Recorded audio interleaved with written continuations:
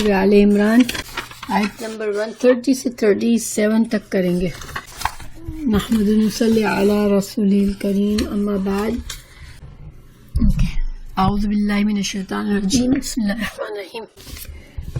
یا ایھا الذین آمنوا لا تأکلوا الربا اضعافا مضاعفہ واتقوا اللہ لعلکم تفلحون واتقوا النار التي اعدت للکافرین. تو آج کی آیات کا پیچھے سے کیا تعلق ہے؟ پچھلے سبق میں ہم نے دیکھا کہ جنگ احد کے بارے میں باتیں کی جا رہی ہے.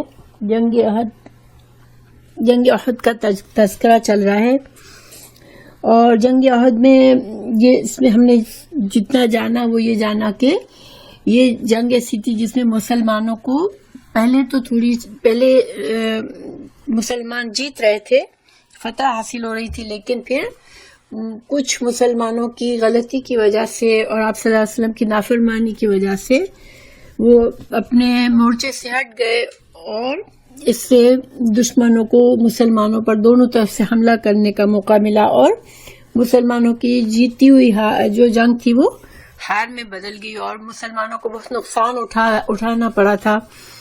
آپ صلی اللہ علیہ وسلم زخمی ہوئے، 70 صحابہ شہید ہو گئے، اور ایک افراتفری پھیل گئی. بہت سے لوگوں کے دلوں میں مختلف قسم کے سوالات آ گئے کہ یہ کیا ہو گیا، مسلمان کیسے ہار گئے جبکہ اللہ کے لیے لڑ رہے تھے. تو ان سب حالات کا اللہ سبحانہ تعالیٰ یہ تذکرہ کر رہے تھے کہ جنگ احد میں کیا ہوا اور کس طرح مسلمان ہارے. ابھی جنگ احد کا سلسلہ چلتا رہے گا، لیکن بیچ میں سے اللہ تعالیٰ نے یہ ڈائریکشن چینج کر دی بات کی کہ اب ربا کی بات کر دی. ربا کیا ہے؟ سود.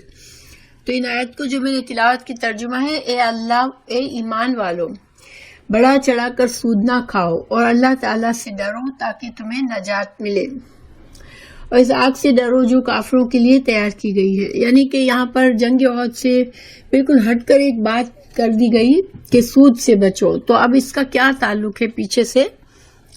تو دیکھیے کہ چونکہ پیچھے جو جنگ احد کی شکست کے بارے میں ہمیں بتایا، تو اس میں ہمیں پتہ چلا کہ شکست کی وجہ کیا تھی کہ کچھ مسلمانوں نے ڈائریکٹ حکم کی نافرمانی کی، اور ان کے دلوں میں مال کی لالچ تھی، جلد بازی کی، انہوں نے آپس میں اختلاف کیا، اپنے سردار کی، اپنے جو لیڈر تھا اس کی بھی بات نہیں مانی.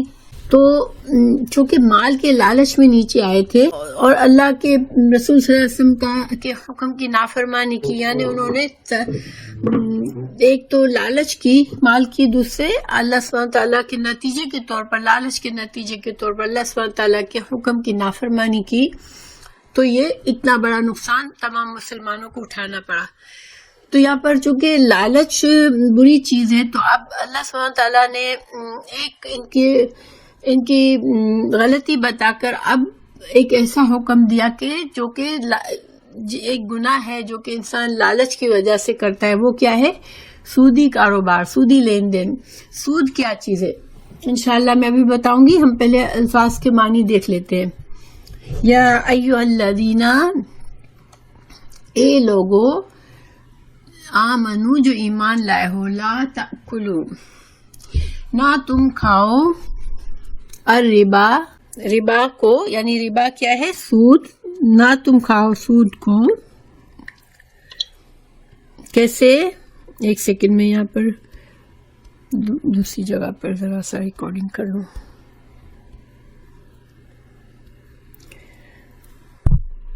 اوکے. تو کہا گیا اے مسلمانوں، اے ایمان والو، نہ تم کھاؤ سود کو، اضعافاً، دو گنا، مضاعفتاً، کئی گنا بڑھا کر.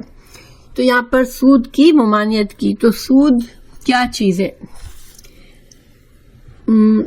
سود جو ہے وہ انسان آج بھی چلتا ہے، جس کو ہم انٹرسٹ کہتے ہیں، کہ انسان جو ہے وہ ایک آدمی جس کے پاس پیسہ ہوتا ہے وہ ایسے دوسرے انسان کو جس کے پاس پیسہ نہیں ہوتا مگر اس کو پیسے کی ضرورت ہوتی ہے اسے پیسہ ادھار دیتا ہے اس شرط پر کہ جب وہ ریٹرن کرے گا تو اس پیسے کا منافع کے ساتھ ریٹرن کرے گا، یعنی کہ اگر $100 لیے تو 110 یا 130 یا ایسے ریٹرن کرے گا. اور اگر وہ مدت پوری ہو گئی، 1 سال کی مدت کے لیے لیا تھا، مدت پوری ہوئی تو ابھی تک اس آدمی کے پاس جس نے قرض لیا پیسے نہیں ہیں، تو اب وہ 110 یعنی کہ منافع جو تھا وہ اس کی اصل میں جمع ہو جائے گا، اور اب سود کی جو قرض تھا اس کی رقم 110 ہو جائے گی، اور اب اگلے مدت تک کے لیے وہ 110 پر منافع بھی کاؤنٹ ہوتا رہے گا، اور وہ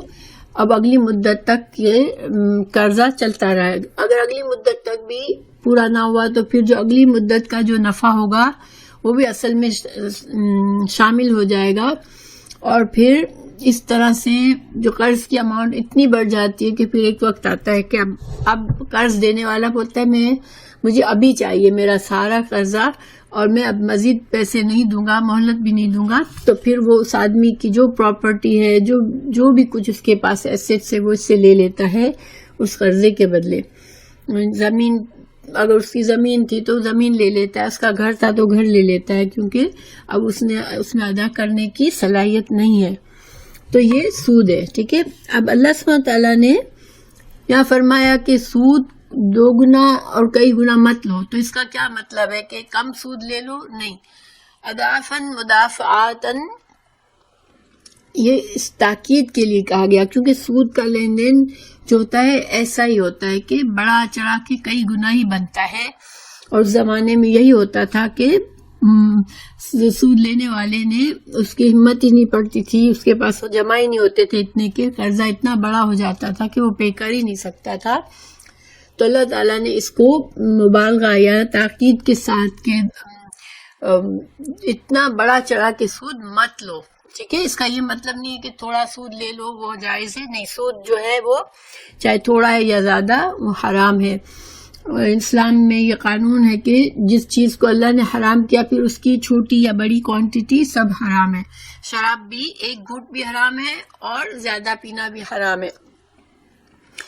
واتقوا اللہ، اور ڈرو اللہ سے، لعلکم تفلحون، لعلکم تاکہ تم فلاح پا جاؤ.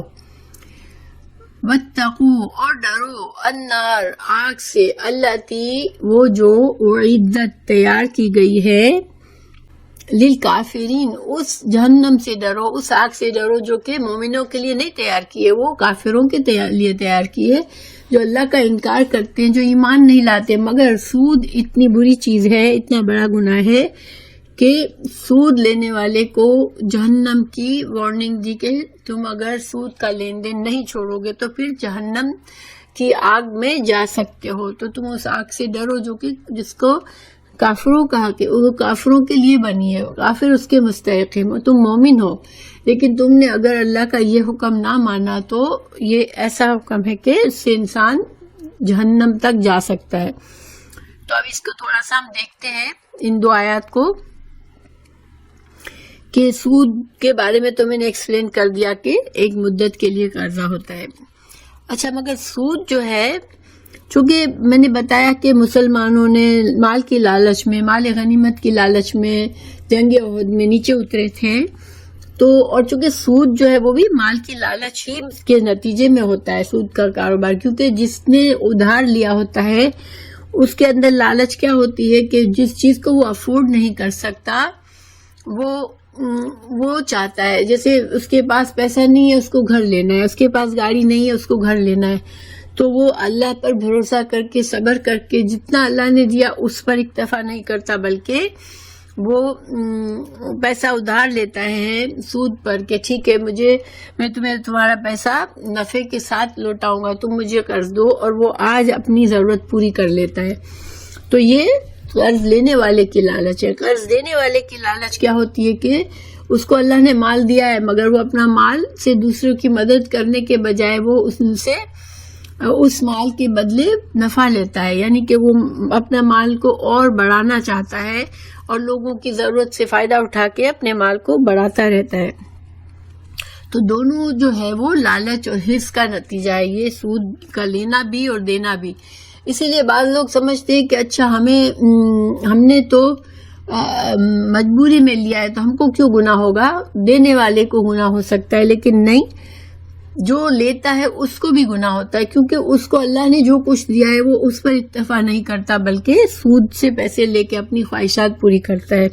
وہ اگر صبر کرے، اللہ سے دعا مانگے، تو اللہ تعالیٰ اس کو انشاءاللہ اللہ تعالیٰ اس کی ضرورت کسی اور ذریعے سے پوری کر دے گا، اگر ہم اللہ پہ توکل کریں تو، کیونکہ اللہ سبحانہ تعالیٰ کے لیے کوئی چیز مشکل نہیں ہے۔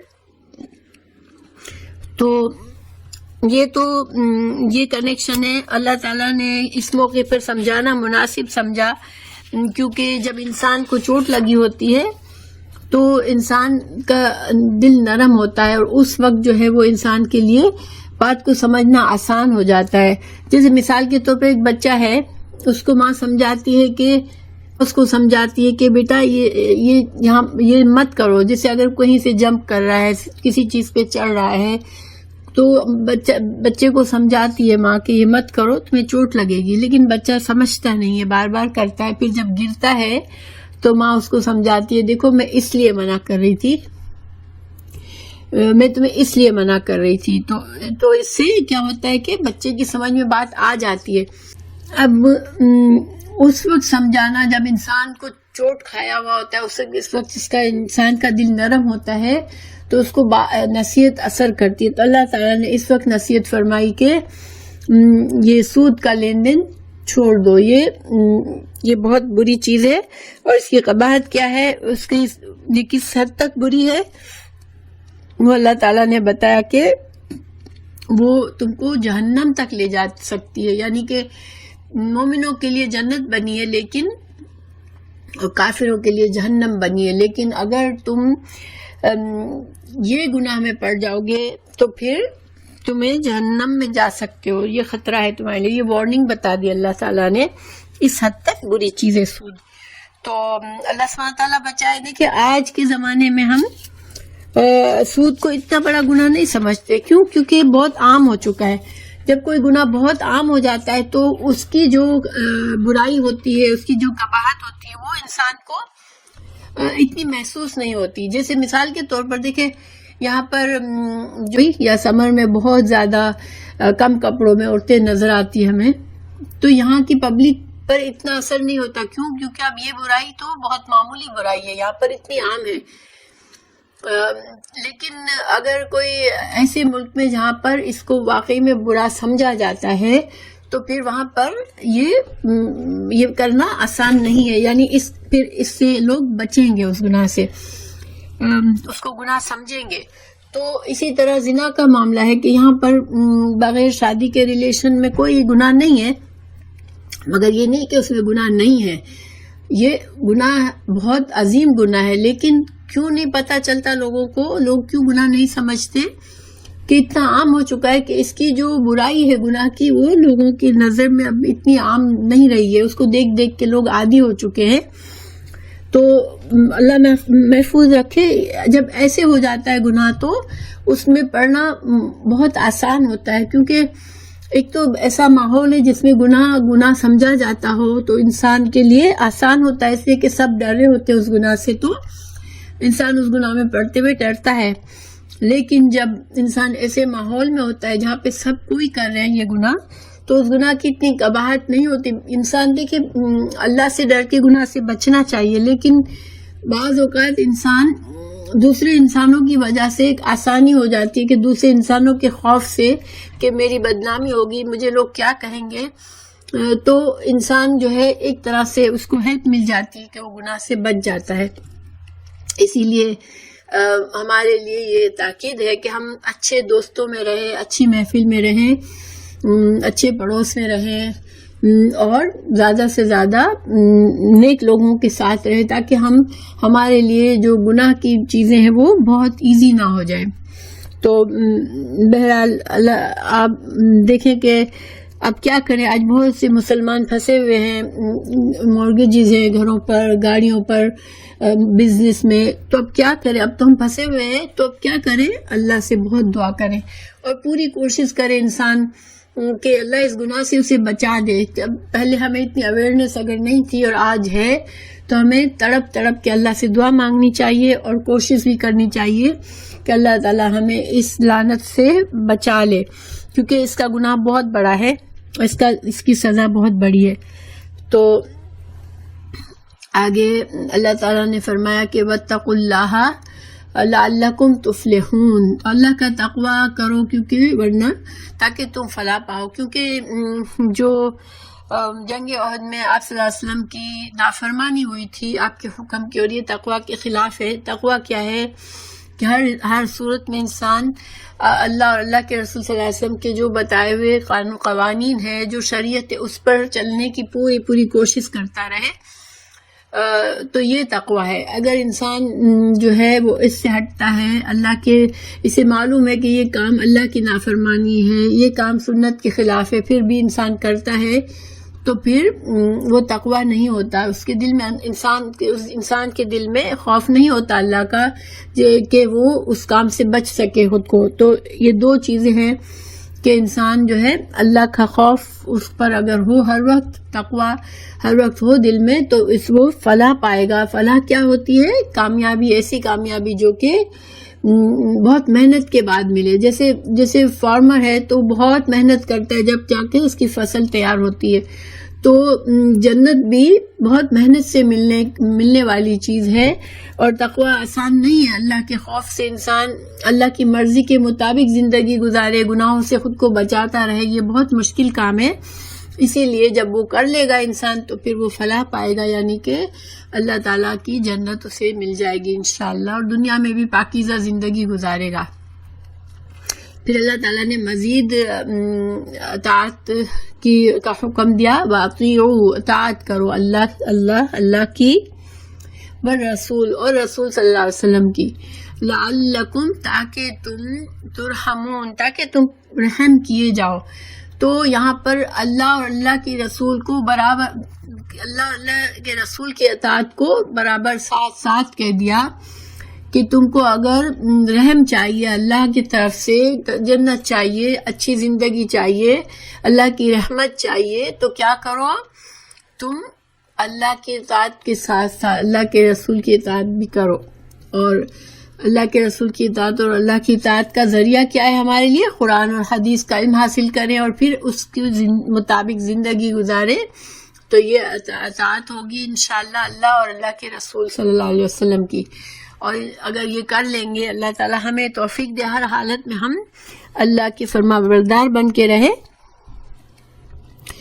تو انشاءاللہ جنت ہمیں ملے گی، اللہ کی رحمت ملے گی۔ اور یہ بھی، اس کا تعلق بھی یہی ہے کہ وہاں اس وقت کے مسلمانوں کو جن سے غلطی ہوئی، جس کی وجہ سے جنگ ہار گئے، ان کو بھی سمجھایا گیا، اور عام قیامت تک کے مسلمانوں کو سمجھایا گیا کہ کامیابی اور اللہ کی رحمت حاصل کرنے کے یہی ذریعے ہیں کہ اللہ اور اللہ کے رسول کی اطاعت کرو۔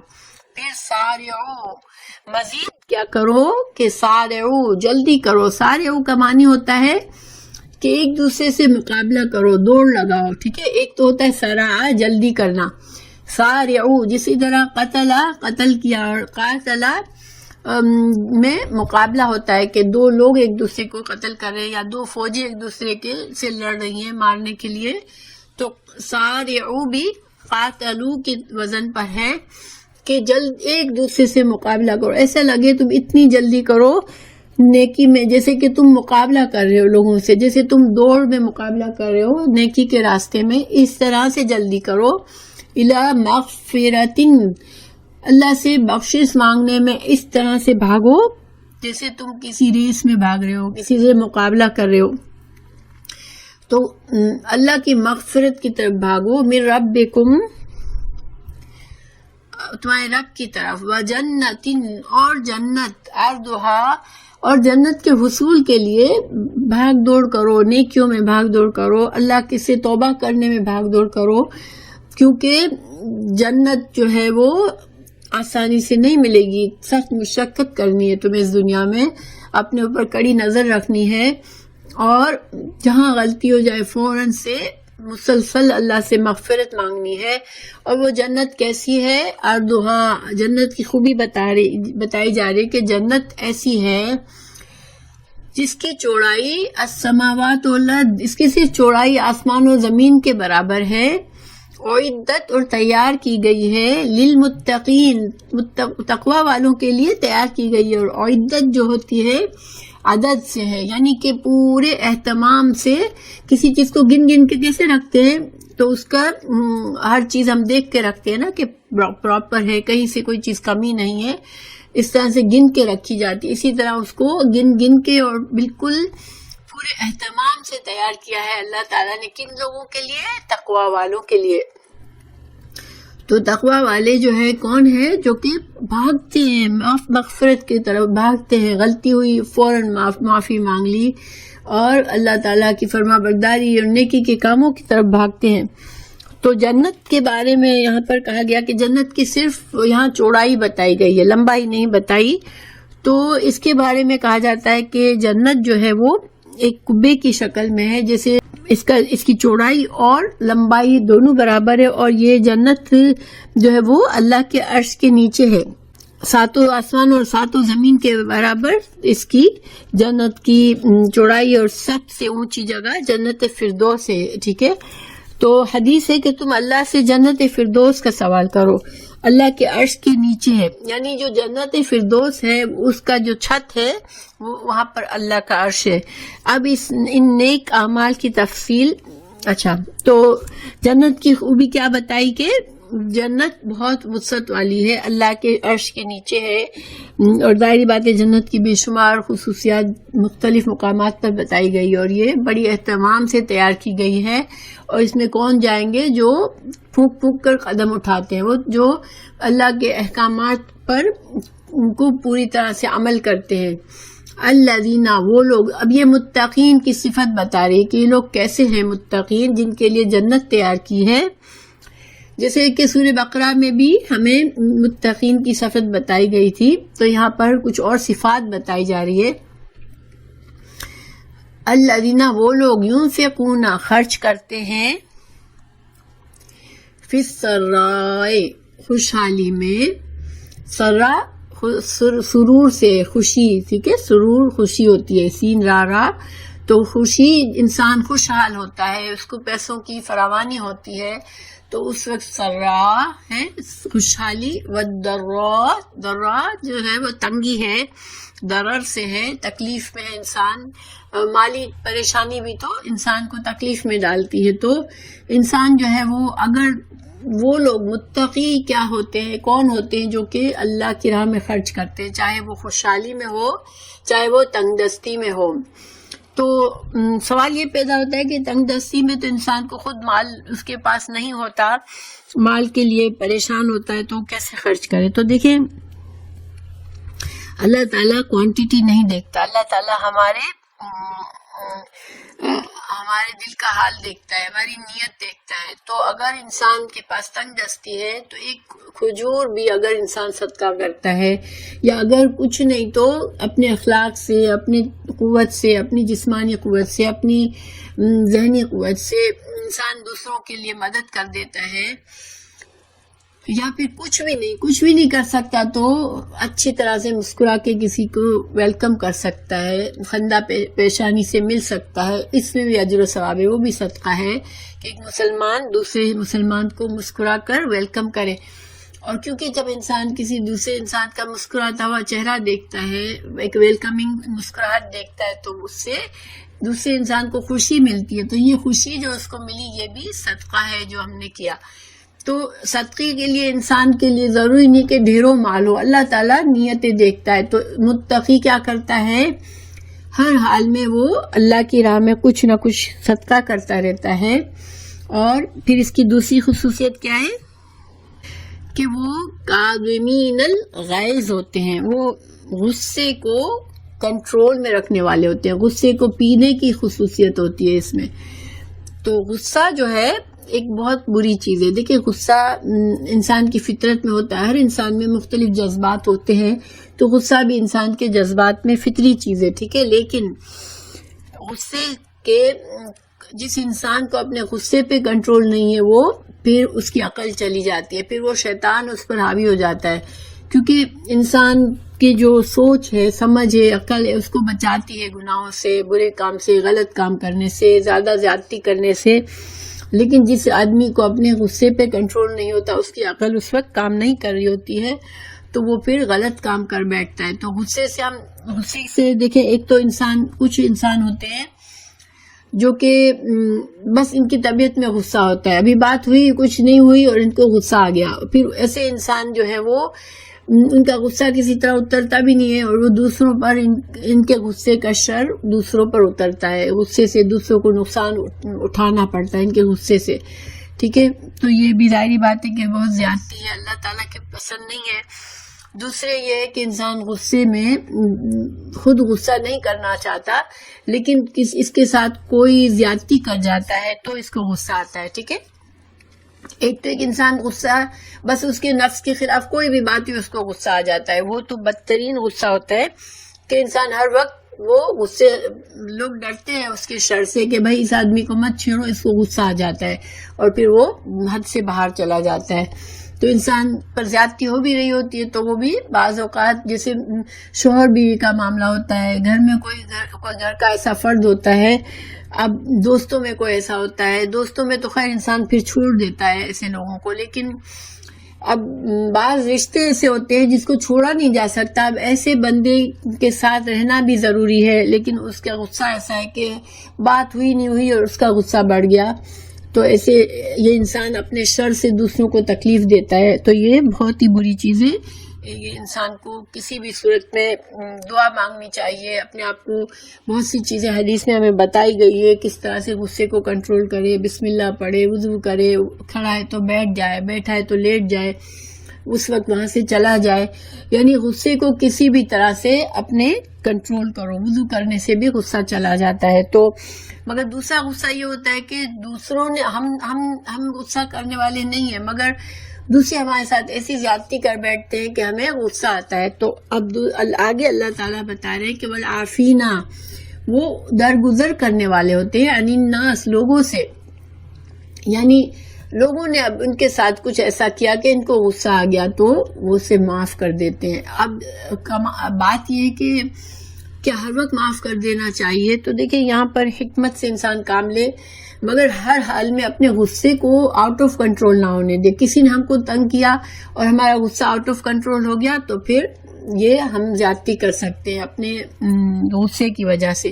لیکن ہمیں غصہ تو ہے، لیکن ہمیں کنٹرول نہیں لوز ہونا چاہیے. پھر انسان معاملات کو دیکھ کے معاملہ کرے کہ سامنے والا کیا وہ عادتاً ہر وقت ہمارے ساتھ ایسا کرتا ہے، تو پھر اس کی اصلاح کا طریقہ ڈھونڈے. اگر کسی سے غلطی ہو گئی اور اتفاقاً کچھ غلط کام ہو گیا ہے اور اس کی انٹینشن نہیں ہوتی ہے ایسا کرنے کی، تو انسان پھر اسے معاف کر دے. اور معاف کرنے کا یہ ہوتا ہے کہ یہ نہیں کہ بس دل میں بھرا ہوا ہے، بس سارا غصہ سارا دل میں بھرا ہوا ہے، ہر وقت بوئل ہو رہے ہیں، لیکن اوپر سے اس کو کچھ نہیں کہا. نہیں، وہ معاف کرنا نہیں ہوتا. معاف کرنا ایسا ہوتا ہے کہ ہمارا دل بھی صاف ہو جائے، ہمیں اس بات کو دل سے بھی معاف کر دیا اور بظاہر بھی کوئی ایکشن نہیں لیا، وہ عفو ہوتا ہے. ہر صورت میں انسان کو غصے کے شر سے، غصہ ایک ایسی چیز ہے جو انسان کو شیطان اس پر حاوی ہو جاتا ہے، تو اس سے انسان کو بچنا چاہیے. پھر اب اللہ تعالیٰ آگے فرما رہے ہیں کہ واللہ یحب المحسنین، اللہ تعالیٰ احسان کرنے والے سے محبت کرتا ہے. تو دیکھیں احسان یہاں پر کیا ہے کہ انسان نے اپنے شر سے بھی محفوظ رکھا. جب اس کو غصہ آیا کسی پر، اس کی نیچر میں غصہ ہے جلدی سے، تب بھی وہ اپنے شر سے دوسروں کو محفوظ رکھتا ہے. کوئی زیادتی بھی ہمارے ساتھ ہو جاتی ہے تب بھی ہم اپنے غصے کو کنٹرول میں رکھ کے پراپر ایکشن کرتے ہیں. اور کسی نے غلطی سے کیا تو اسے معاف کر دیتے. یہ سارے کام بڑی ہمت کے کام ہے. ٹھیک ہے، یہ معمولی کام نہیں ہے. محسن کر سکتا ہے اس کو. ایک انسان جو احسان کے درجے پہ کام کرنا چاہتا ہے، جس کا اخلاق احسان کے درجے پر ہے، جو اللہ سے کو خوش کرنا چاہتا ہے کہ ہر حال میں ٹھیک ہے مجھے میرے اللہ سے معاملہ ہے تو میں اپنے اللہ کے لیے اس چیز کو میں برداشت کر لیتا ہوں، اس تکلیف کو یا اس میری کمزوری کو، تو یہ احسان کا درجہ ہوتا ہے. تو اللہ تعالیٰ ایسے لوگوں سے محبت کرتا ہے. رسول اللہ صلی اللہ علیہ وسلم کی ایک حدیث ہے، رسول اللہ صلی اللہ علیہ وسلم نے فرمایا، ترمذی اور مسند احمد میں اور مسلم میں یہ حدیث ہے، رسول اللہ صلی اللہ علیہ وسلم نے فرمایا 3 باتوں کی حقیقت پر میں قسم کھاتا ہوں۔ نمبر 1، صدقہ کرنے سے بندے کا مال کم نہیں ہوتا، ٹھیک ہے۔ اللہ کے رسول صلی اللہ علیہ وسلم نے قسم کھا کے بتائی کہ اگر انسان صدقہ کرتا ہے تو یہ مت سوچے کہ میرا مال کم ہو جائے گا، کیونکہ صدقے سے مال میں برکت آتی ہے، کم کبھی نہیں ہوتا۔ پھر معاف کر دینے سے اللہ تعالیٰ بندے کی عزت میں اضافہ فرماتا ہے۔ انسان کے پاس طاقت ہے بدلہ لینے کی، ٹھیک ہے، کسی نے زیادتی کی، انسان کے پاس طاقت ہے بدلہ لینے کی، مگر وہ اس کو اللہ کے لیے معاف کر دیتا ہے تو اللہ تعالیٰ کو یہ پسند ہے، اور اللہ سبحانہ تعالیٰ اس بندے کی عزت بڑھاتا ہے۔ کیونکہ بعض اوقات ہم جو غصے سے بدلہ لیتے ہیں وہ اس لیے کہ ہماری انا ہماری کو ٹھیس پہنچتی ہے، ہمارا ایگو ہرٹ ہوتا ہے، تو ہمیں غصہ آ جاتا ہے، ہم اس سے بدلہ لینا چاہتے ہیں۔ لیکن اگر ہم اپنے آپ کو اللہ کے لیے عاجزی کر لیں گے اور اللہ کے لیے اس سامنے والے کو معاف کر دیں گے تو اللہ ہماری عزت خود ہی بڑھا دے گا انشاءاللہ۔ پھر اور اللہ کے پیارے رسول صلی اللہ علیہ وسلم نے قسم کھا کے بات کہی ہے تو ہمیں یقین رکھنا چاہیے کہ ہاں ایسے ہی ہے۔ پھر جو اللہ کے لیے تواضع اور انکساری سے کام لے، اللہ تعالیٰ اسے سربلند کرتا ہے۔ دیکھیں، انسان عاجزی، اللہ نے سب کچھ دیا ہے، ایسے مقام پہ رکھا ہے، عزت بھی ہے، مال بھی ہے، سب کچھ ہے، مگر جب آپ بندوں سے ملتے ہو تو لوگوں سے اتنی عاجزی انکساری سے ملتے ہو کہ کسی کو احساس بھی نہیں ہوتا کہ اللہ نے آپ کو اتنی نعمتیں دے کے رکھی ہے۔ تو انکساری سے کام کرتا ہے جو بندہ تو اللہ اس کو سربلند کرتا ہے، اللہ اس کو اور اونچا کرتا ہے جو انسان اللہ کے لیے جھکتا ہے۔ اسی طرح جو انسان تکبر کرتا ہے پھر اللہ اس کو ذلیل و خوار کرتا ہے۔ یہ اس حدیث میں نہیں ہے، لیکن انکساری کا جو اپوزٹ ہے تکبر، تو وہ خطرناک گناہ ہے۔ جب وہ انسان تکبر کرتا ہے تو اللہ اس کو ضرور ذلیل کرتا ہے، اس کو ضرور نیچے کرتا ہے۔ تو اللہ نے اگر ہمیں نعمتیں دی بھی ہیں تو ہمارے اندر عاجزی ہونی چاہیے، کیونکہ اللہ کی دی ہوئی نعمتیں، ہماری کوئی اس میں وہ خوبی نہیں ہے۔ اللہ تعالیٰ جب چاہے نعمت دے اور جب چاہے لے لے، تو یہ اس کی وجہ سے، اللہ کی دی ہوئی نعمتوں کی وجہ سے تکبر کرنا، دوسروں کو کمتر سمجھنا، خود کو بڑا سمجھنا دوسروں سے، یہ بہت بڑا گناہ ہے۔ یہ شیطان کی خصوصیت ہے کہ شیطان میں تکبر تھا، اس نے اپنے آپ کو بہتر سمجھا حضرت آدم علیہ السلام سے، تو وہ جہنم کا ہمیشہ کے لیے اللہ کی رحمت سے دور ہو کے جہنم کا حقدار بن گیا۔ تو اللہ تعالیٰ ہمیں شیطان کی اس صفت سے بچائے کہ ہم تکبر کریں کبھی۔ پھر اللہ تعالیٰ آگے فرما رہے ہیں، والذین، اور وہ لوگ، ابھی متقین ہی کی صفات بتا رہے ہیں اللہ تعالیٰ، پہلے بتائی کہ وہ خرچ کرتے ہیں اور غصے کو کنٹرول میں رکھتے ہیں، لوگوں کو معاف کرتے ہیں۔ اب یہاں بتا رہے ہیں کہ ان لوگوں میں اور کیا خصوصیت ہے، والذین، وہ لوگ، اذا فعلوا، جب وہ کر بیٹھتے ہیں، فاحشۃً، بے حیائی، او ظلموا، یا ظلم کر بیٹھتے ہیں، انفسہم، اپنے نفسوں پر، ذکروا، تو وہ یاد کرتے ہیں، اللہ کو، فاستغفروا، تو وہ پھر بخشش مانگتے ہیں، لذنوبہم، اپنے گناہوں کے لیے۔ تو دیکھیں یہاں 2 چیزیں بتائی ہیں کہ انسان جو ہے متقی ہے، مومن ہے، مسلمان ہے، اللہ کا ڈر بھی رکھتا ہے، کیونکہ یہاں متقین کی صفات بتائی جا رہی ہے، ٹھیک ہے۔ لیکن چونکہ انسان کمزور، ایسے گناہ ہو جاتے ہیں۔ فاحشہ کے لیے یہاں پر عام گناہ مطلب لیا گیا ہے، صغیرہ گناہ، اور ظلم سے کبیرہ گناہ لیا گیا ہے مانی۔ تو اب چاہے چھوٹا گناہ چاہے بڑا گناہ، صرف انسان ہونے کی حیثیت سے انسانوں سے گناہ ہو جاتے ہیں، انسان کمزور ہے۔ اگر گناہ ہو جائے تو وہ کیا کرتے ہیں، فوراً اللہ کو یاد کرتے ہیں کہ میرا اللہ مجھ سے ناراض نہ ہو جائے، اور فوراً سے بخشش مانگتے ہیں اپنے گناہوں کی، ٹھیک ہے۔ تو گناہ انسان ہو کے ناطے گناہ ہو جاتے ہیں، مگر وہ گناہ ہوتے ہی نادم محسوس کرتے ہیں، کیونکہ ہمارا ایمان ہمیں بتاتا ہے کہ یار یہ بہت غلط ہو گیا، اللہ تعالیٰ کہیں مجھ سے ناراض نہ ہو جائے۔ تو فوراً اللہ کی طرف جو پلٹتے ہیں یہ متقی ہوتے ہیں، یہ تقوی والے ہوتے ہیں. اور یہ اللہ تعالیٰ کے ہم پر بہت بڑا کرم ہے. اللہ نے یہ نہیں کہا کہ متقی وہ ہوتے ہیں جو کبھی گناہ نہیں کرتے، تو ہم سب مر جاتے، ہم سب پھنس جاتے، کیونکہ کوئی انسان ایسا نہیں جس سے گناہ نہ ہوتا ہو. تو اللہ تعالیٰ نے ہمیں اتنا سختی نہیں کی ہم سے کہ تم اگر متقی ہو، جنت چاہتے ہو تو کبھی گناہ نہ کرو. نہیں، اللہ تعالیٰ نے فرمایا کہ گناہ ہو جائیں گے، غلطی ہو جائے گی، مگر تم بڑے بڑے گناہ بھی ہو جائیں گے، مگر تم فوراً سے معافی مانگ لو تو تم ابھی بھی متقی کے اس درجے پر ہو. کیونکہ اللہ تعالیٰ نے ہمیں حضرت آدم کی مثال بتائی پہلے کہ حضرت آدم علیہ السلام جو تھے وہ تو اللہ کے نبی تھے، اور اللہ نے اپنے ہاتھوں سے بنایا تھا، لیکن ان سے بھی گناہ سرزد ہو گیا، وہ بھی شیطان کی باتوں میں آ گئے. تو پھر لیکن ان میں کیا خوبی تھی کہ فوراً سے نادم ہوئے، فوراً سے اللہ سے معافی مانگی، اور اللہ تعالیٰ نے ان پر رحم کر کے ان کو معافی نہ صرف معاف فرما دیا، ان کو توبہ کے لیے دعا بھی سکھائی کہ یہ دعا مانگ کے آپ توبہ کریں، تو اللہ تعالیٰ نے معاف فرما دیا. یہ اللہ تعالیٰ کی ہم پر بہت بہت بڑا رحمت ہے کہ اللہ تعالیٰ ہمیں متقین کے درجے سے نہیں گراتا. دیکھیں بندے معاف نہیں کرتے انسان کو.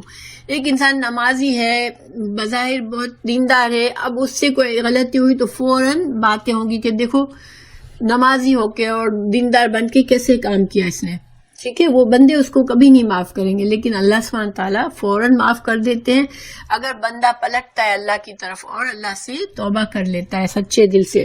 اور توبہ کا یہ مطلب نہیں کہ اب کبھی اس سے گناہ نہیں ہوں گے، کیونکہ گناہ انسان سے ہوتے رہتے ہیں، چاہے آپ 1000 بار توبہ کرو تب پھر بھی انسان سے گناہ ہوتے ہیں. تو گناہ ہو اور تم فوراً پلٹو اللہ کی طرف، فوراً معافی مانگو، کیونکہ اللہ تعالیٰ نے آگے فرمایا ومن یغفر، کون ہے جو معاف بخش دے گا ذنوبا، گناہوں کو، الا اللہ، اللہ کے سوا کون بخشے گا. کون اتنے بڑے بڑے گناہ انسان سے سرزد ہوتے ہیں پھر اللہ سے معافی مانگتے، اللہ تعالیٰ معاف فرما دیتے ہیں. بندے تو اتنی جلدی معاف نہیں کرتے، حالانکہ بندوں سے بھی پیچھے یہی کہا نا کہ تم بھی معاف کر دو لوگوں کو، کیونکہ اللہ بھی تمہیں معاف کرتا ہے. تو کسی قصور کو ساری زندگی پکڑ کے مت بیٹھو. جیسے ہی تم دعا کرو کہ اللہ تمہارے دل سے اس کا غم دور کر دے، مگر اس کی چیز کو دل میں پکڑ کے مت بیٹھو. دیکھیں بعض اوقات ہمارا دل بہت دکھتا ہے تو ہم اس انسان کے بارے میں برے برے خیالات آتے ہیں، ہمارے دل میں ایسا ہوتا ہے کہ ہم اس کو بد دعا دیں یا ہم کیا کریں، بس کسی طرح سے ہمارا زخم ہلکا ہو، کیونکہ انسان بعض اوقات انسانوں کو بہت ہرٹ کر دیتے ہیں. مگر ایسے میں اگر اللہ ہمیں یہ توفیق دے دے کہ ہم اتنا تڑپنے کے بجائے اپنے اللہ کی طرف بھروسہ کر لیں، میرا اللہ مجھے دیکھ رہا ہے، اللہ تعالیٰ سے دعا کرے اللہ میرے دل سے اس تکلیف کو دور کر دے، اس بندے کو ہدایت دے کہ وہ ایسے کام نہ کرے، تو انشاءاللہ یہ محسنوں کا درجہ ہے اس کام میں. اللہ تعالیٰ ہم سب کو ایسا بنائے. صبر کرنا بہت مشکل ہوتا ہے، باتیں کرنا بہت آسان ہوتا ہے، لیکن جب ہم پر یہ معاملہ آتا ہے کہ ہمارا دل دکھتا ہے تو تڑپ جاتے ہیں ہم، کسی طرح سے ہمیں صبر نہیں آتا. تو اللہ تعالیٰ ہم سب کو صبر کرنے والا بنائے اور اللہ پر بھروسہ کرے، کیونکہ مومن جو ہے وہ اس کا معاملہ ہر معاملے میں اللہ سے ہوتا ہے. اس کو اتنا یقین ہوتا ہے کہ اللہ مجھے دیکھ رہا ہے، اللہ سب کچھ دیکھ رہا ہے، اللہ وہ چیزیں بھی جانتا ہے جو میں نہیں جانتی، میرے اندر کی برائیاں بھی اللہ جانتا ہے کہ میں نے کیا برائی کی جس کی وجہ سے میرے ساتھ یہ ہوا، وہ بھی اللہ جانتا ہے. تو انسان اپنے لیے بھی معافی مانگے اور اس بندے کے لیے بھی معافی مانگے جس سے تکلیف پہنچی ہے. آپ لوگوں نے انشاءاللہ پڑھا ہوگا کہ حضرت موسیٰ علیہ السلام جب واپس آئے، اپنی قوم کی حالت دیکھی کہ انہوں بت پرستی میں پڑ گئے ہیں، تو اپنے بھائی پر بہت ناراض ہوئے. پھر انہیں احساس ہوا تو انہوں نے معافی مانگی اللہ سے اور اپنے بھائی کے لیے بھی، اللہ مجھے اور میرے بھائی کو معاف کر دے. یعنی کہ انسان جو ہے وہ اپنے لیے بھی معافی مانگے جس شخص سے آپ کو لگا کہ ہاں اس نے غلطی کی ہے، کیونکہ ان کے بھائی نے غلطی نہیں کی تھی، لیکن حضرت موسیٰ علیہ السلام کو لوگ فوراً لگا کہ میرے بھائی نے یہ کیا کیا، اس نے صحیح معاملہ ہینڈل نہیں کیا اور میری موجودگی میں قوم شرک میں پڑ گئی، غیر موجودگی میں. تو ہمیں بعض اوقات جو ہے ہمیں غلط فہمی ہوتی ہے، لیکن ہم تڑپ جاتے ہیں تو ہمارا دماغ کام کرتا ہی نہیں، ہم بری چیزیں سوچتے ہیں. تو اللہ تعالیٰ نے ہمیں طریقہ سکھا دیا کہ تمہیں اللہ معاف کرتا ہے تمہارے گناہوں کو، تو تم بھی بندوں کو معاف کر دیا کرو اور اللہ سے بخشش مانگ لیا کرو، اپنے لیے بھی اور سب کے لیے بھی۔ پھر ولم یسیروا، اور نہیں وہ اصرار کرتے، علی اوپر، ما فعلوا، جو انہوں نے کر لیا ہوتا ہے گناہ، جو ان سے غلطی ہو جاتی ہے ایک بار، تو پھر یہ متقی لوگ کیا کرتے ہیں، اصرار نہیں کرتے، اس پر جم نہیں جاتے۔ دیکھیں جمنا کیا ہوتا ہے گناہ پر، انسان غلط کر کے پھر تعویلیں کرے، پھر ایکسکیوزز دے کے یہ ایسے ہوا تھا اس لیے میں نے ایسے کیا، یہ بات تھی اس وجہ سے یہ کیا، وہ ہزار بہانے بنائے گا لیکن وہ یہ نہیں کہے گا کہ ہاں میری غلطی تھی۔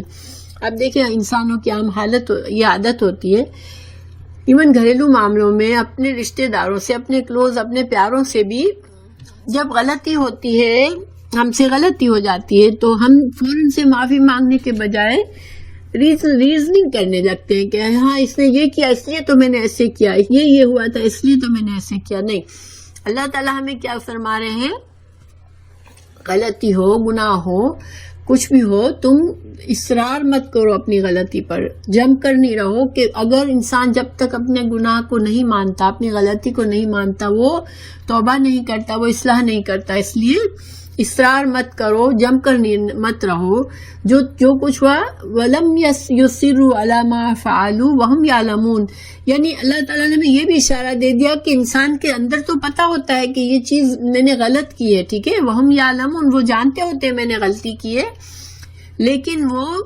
بازد ہوتے ہیں کہ میری غلطی نہیں ہے، میں نے اس وجہ سے یہ کام ہوا ہے۔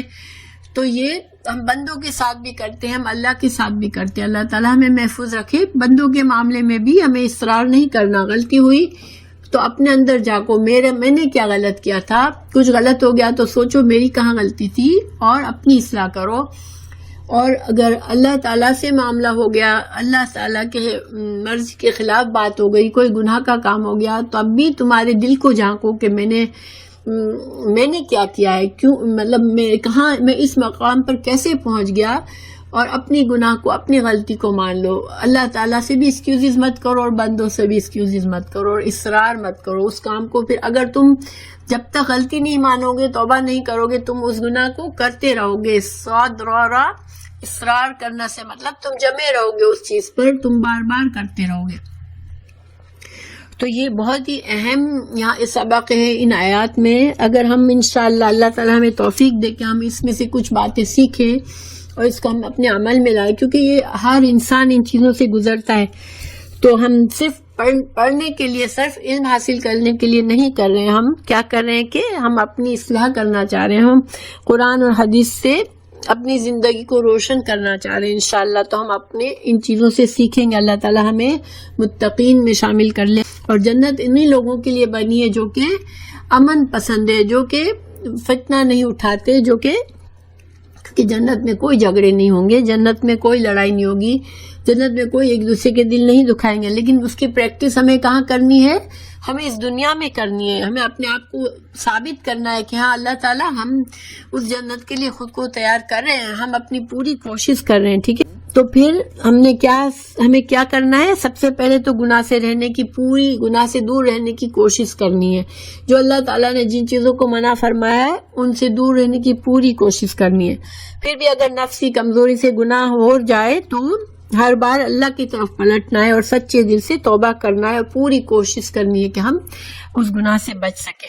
اور پھر غلطی ہو جائے تو پھر یہ اب نہیں سوچنا کہ اب کیا کریں، اب تو ہم بار بار کرتے ہیں، اب ہم اللہ سے بھی معافی مانگتے ہوئے شرم آتی ہے۔ کبھی ایسا نہ سوچے، کیونکہ اللہ تعالیٰ ہماری فرشتے جب تک موت کے نہیں آ جائیں گے، جب تک ہمارے گناہ معاف کرتا ہے، تو کبھی اللہ سے توبہ کے لیے شرم نہ کریں کہ لو اب تو میں نے بہت بار یہ گناہ کیا، اب تو مجھے شرم آتی ہے مانگتے ہوئے، ٹھیک ہے۔ پھر ابو داؤد ترمذی کی حدیث ہے، رسول اللہ صلی اللہ علیہ وسلم نے فرمایا، جس نے اللہ سے مغفرت مانگ لی، اس نے اصرار نہیں کیا۔ اصرار کا کیا مطلب ہے؟ اصرار نہ کرنے کا کہ اللہ سے توبہ کر لو، بندوں کا معاملہ ہے تو بندوں سے توبہ کر لو، یہ اصرار نہ کرنا ہے، ٹھیک ہے، اپنے گناہ پر جمنا نہیں ہے۔ رسول اللہ صلی اللہ علیہ وسلم، اسی حدیث کا پورا کر لوں میں، جس نے اللہ سے مغفرت مانگ لی، اس نے اصرار نہیں کیا، چاہے وہ دن میں 100 بار گناہ کا ارتکاب کر لے، ٹھیک ہے۔ تو بار بار بھی اگر انسان کمزور ہے اور بار بار گناہ ہو رہا ہے پھر بھی بھاگ بھاگ کے اللہ سے معافی مانگے. دیکھیے بعض گناہ ایسے ہوتے ہیں کہ ہم چاہتے ہیں, ہمیں پتہ ہوتا ہے یہ گناہ ہے, پھر بھی ہم سے ہوتے ہیں. مثال کے طور پر کسی کی غیبت کرنا, ٹھیک ہے, ہم غیبت نہیں کرنا چاہتے, لیکن جہاں ہمارے دل میں کسی کی طرف سے ذرا سا بھی تکلیف ہوتی ہے, پھر اس کی کوئی بات پتہ چلتی ہے کہ اس نے اس طرح کی بات کی ہے, اس طرح کا عمل کیا ہے دوبارہ, تو ہم پھر اندر سے خود بدی مچ جاتی ہے کہ ہم اس کی بات کریں. انسان کسی بہانے سے, کسی ایکسکیوز سے, کسی نہ کسی طرح ہم لوگوں سے وہ بات ہو جاتی ہے. غیبت بہت ہی ایزی گناہ ہے, بہت ایزیلی ہو جاتا ہے, اور اس کا شر, اس کا عذاب بہت بڑا ہے. اللہ تعالیٰ ہمیں محفوظ رکھے کہ یہ گناہ ایسا ہے کہ بہت سے لوگوں کو جہنم میں لے جائے گا. اللہ تعالیٰ ہم سب کی اصلاح کر دے کہ ہم اپنی زبان کی حفاظت کریں اور اس گناہ سے بچیں اور تمام گناہوں سے بچیں, آمین.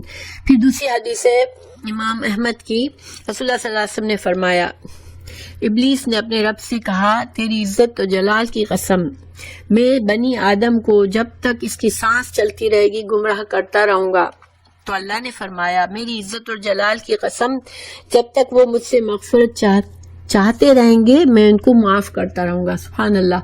اللہ تعالیٰ اگر دیکھیں مرتے دم تک ہمیں شیطان اکیلا نہیں چھوڑتا, ہمیں گمراہ کرنے کی کوشش کرتا ہے, مگر اللہ تعالیٰ بھی اتنا رحیم ہے ہم پر کہ ہم مرتے دم تک ہر سانس کے ساتھ اگر ہم گناہ ہوا اور ہمیں معافی مانگتے رہے تو اللہ تعالیٰ ہمیں معاف فرماتا رہے گا. تو انشاءاللہ اللہ تعالیٰ ہمیں ان لوگوں میں شامل کرے جو ہر وقت اللہ سے معافی مانگتے رہتے ہیں, کیونکہ ہم سے گناہ ہوتے ہیں, ہمیں پتہ بھی نہیں ہوتا بعض اوقات, بلکہ زیادہ تر ہمیں معلوم ہی نہیں ہوتا کہ ہم نے گناہ کیا ہے. تو اللہ تعالیٰ ہمیں اپنے گناہوں کا احساس بھی دلائے اور ہم سے معافی بھی مانگنے کی توفیق دے ہمیں. پھر ہمارے لیے یہ سبق ہے کہ بشری تقاضوں سے گناہ کر بیٹھے تو پھر اصرار نہ کریں, بہانے نہ بنائیں, ایکسکیوزز نہ بنائیں, فوراً سے معافی مانگ لیں اور اس معاملے کو صاف کر لیں. پھر دوسری حدیث ہے, جب کوئی آدمی گناہ کرتا ہے تو اس کے بعد اچھی طرح وضو کرتا ہے, پھر 2 رکعت نماز پڑھتا ہے اور اللہ سے مغفرت مانگتا ہے تو اللہ معاف کر دیتا ہے. ٹھیک ہے, تو اگر کوئی ایسا گناہ ہے کہ ہمارے دل میں بہت کھٹک رہا ہے کہ یہ تو بہت بڑا گناہ ہو گیا مجھ سے, اور ایون چھوٹے گناہوں پر بھی نماز پڑھ کر اگر ہم معافی مانگتے ہیں تو انشاءاللہ ہمارے گناہ معاف ہو جاتے ہیں, اور وضو کرنے سے بھی گناہ جھڑتے ہیں, کوئی بھی نیکی کے کام کرنے سے صغیرہ گناہ مٹتے جاتے ہیں. تو ہمیں زیادہ سے زیادہ نیکیاں کرنی چاہیے اور استغفار کرنا چاہیے. پھر اور ہماری کمزوریوں سے گناہ ہو جائے تو ہمیں اللہ تعالیٰ فوراً معافی مانگنے والا بنائے, اور بندوں کے ساتھ خاص طور سے ہمارے معاملات عفو اور درگزر والے بنانے کی ہمیں توفیق دے کہ ہم بندوں کے ساتھ وہ طریقہ احسان کے طریقے پر رہیں اللہ کی خاطر, اللہ سے اجر و ثواب کی نیت رکھ کے ہم بندوں کے ساتھ, کیونکہ یہ معاملہ ایسا ہے کہ ہر لمحہ ہمیں کوئی نہ کسی کے ساتھ کوئی ایسا معاملہ ہو جاتا ہے جو ہمارے لیے مشکل ہوتا ہے. اللہ تعالیٰ ہمیں توفیق دے کہ ہم بندوں کے ساتھ عفو درگزر کریں اور اللہ سے بھروسہ کریں کہ اللہ تعالیٰ کی خاطر ہم معاف کریں تو اللہ ہمارے لیے بہتری کرے گا. اور دوسرا یہ کہ اصلاح کریں. اگر ایک انسان کو ہمیں پتہ ہے کہ اس کے اندر ہے یہ ٹینڈنسی کہ وہ غلطی کرتا رہتا ہے تو اللہ سے دعا بھی مانگے اس کے لیے, حالانکہ جس سے دل دکھتا ہے اس کے لیے دعا مانگنا بہت ٹف ہوتا ہے, مگر اس کے لیے بھی دعا مانگے اور اپنے لیے بھی دعا مانگے کہ اللہ تعالیٰ ہمارے تعلقات میں اصلاح فرما دے. اور باقی جو صدقہ خیرات کے لیے جب تک ہم دیکھیں زندگی بہت تیز جا رہی ہے, ہم بھول جاتے ہیں کہ ہم صدقہ کریں, تو اللہ تعالیٰ ہمیں ایسا بنائے کہ ہم روزانہ ہر وقت صدقہ کچھ نہ کچھ کریں, چاہے مال سے کریں چاہے اپنی صلاحیتوں سے, اللہ کی دی ہوئی دوسری نعمتوں سے ہم صدقہ کریں. لیکن صدقہ کرنا بہت اچھی بات ہے. پھر اچھی طرح سے لوگوں سے ملنا, خندہ پیشانی سے لوگوں سے اچھی طرح بات کرنا جس سے دوسروں کے دل خوش ہو جائے, ایسا اخلاق بنائے تاکہ بغیر ایفرٹ کے بھی انشاءاللہ ہم جو ہے وہ اجر کماتے رہیں گے انشاءاللہ اللہ سے. اور دوسرا اللہ تعالیٰ نے ان آیات میں ہمیں کیا کیا باتیں بتائیں ان پر غور کریں کہ کسی بھی نیکی کے لیے ہمیں جلدی کرنے کی کوشش ہے. جب کبھی بعض اوقات نیکی کا موقع ہوتا ہے مگر ہم ٹال مٹول میں لگ جاتے ہیں تو وہ موقع ختم ہو جاتا ہے. اللہ تعالیٰ نیکیوں کے لیے ہمیں حکم یہ ہے کہ جیسے ہی دل میں آئے اس کو کر لو، اس کو ٹالو مت، کل پر مت ڈالو. ٹھیک ہے. دیکھیں جنگ احد سے بہت سے لیسن سے، اور اللہ تعالیٰ کا مومنوں سے کتنا پیار والا معاملہ ہے. یہ یاد رکھیں کہ اللہ تعالیٰ نے مومنوں کی غلطی سے نقصان ہوا، لیکن اللہ تعالیٰ نے اتنی نصیحتیں کی مومنوں کو، مگر ڈانٹا نہیں کہ تم لوگوں نے ایسا کیا، کیوں کیا. ایسے نہیں کیا اللہ تعالیٰ نے ایک بار بھی ان لوگوں کو ڈائریکٹ وہ نہیں کیا کہ یہ لوگ ایسے تھے، یا یہ ایسا کوئی اشارہ نہ رسول اللہ صلی اللہ علیہ وسلم نے کیا، نہ اللہ تعالیٰ نے کیا کہ وہ لوگ اتنے گناہ میں دب جائے کہ اور باقی کے لوگ بھی ان کو برا سمجھے. ٹھیک ہے. اللہ تعالیٰ نے فوراً سے ان کو معاف کیا اور پھر اتنی ساری اچھی اچھی نصیحتیں کر دی تاکہ ان کے دلوں پر اثر ہو. تو ہمیں بھی یہ توکل کرنا چاہیے اور ہمیں بھی نصیحت پکڑنی چاہیے انشاءاللہ. اور یہ یاد رکھنا چاہیے کہ مسلمان اجتماعی طور پر، دیکھیں ہم کو صرف اچھا اکیلے بننے کا نہیں ہے، ہمیں ایسے کام کرنے ہیں، ایسے طریقے کرنے ہیں کہ اجتماعی طور پر ہمارے آس پاس کے لوگوں کی اصلاح ہوتی رہے، تاکہ مسلمان جو ہیں وہ ان میں یونٹی آئے، مسلمانوں کے اندر اچھی خصوصیات عام اتنی زیادہ ہو جائے کہ نیکیاں کرنا ہمارے اولادوں، ہماری نیکسٹ جنریشن کے لیے بھی اچھی ہو. جہاں جائیں ہم اچھائی پھیلائیں انشاءاللہ، اور بدگمانیوں کو لے کے دل میں نہ بیٹھ جائیں. بیکاز عام طور پر یہ ہوتا ہے کہ ہمارا دل کسی سے دکھتا ہے تو ہم جو ہے وہ کسی طرح اپنے دل کو صاف نہیں کر سکتے. تو ہم اللہ کے لیے صاف کریں گے تو اللہ تعالیٰ جانتا ہے سب کچھ انشاءاللہ، اللہ ہماری مدد کرے گا. تو اللہ سبحانہ تعالیٰ مجھے بھی اور آپ کو بھی اللہ تعالیٰ ہمیں آسان طریقے سے اس دین کو سمجھنے اور اس پر عمل کرنے کی توفیق دے، اور اللہ تعالیٰ ہمیں جنت فردوس نصیب کرے جب ہم اس دنیا سے رخصت ہو. اللہ تعالیٰ ہماری اولادوں کی بھی اصلاح کرے، اللہ تعالیٰ ان کو بھی اور اپنے والدین کے ساتھ، ہمارے اولادوں کے ساتھ، ہمارے بہنوں بھائیوں کے ساتھ، ہمارے عزیز دوستوں کے ساتھ اللہ تعالیٰ ہمیں جنت فردوس میں ملائے، اور ہمیں اللہ تعالیٰ صالحین کا ساتھ دے. آمین. انشاءاللہ نیکسٹ سنڈے ہماری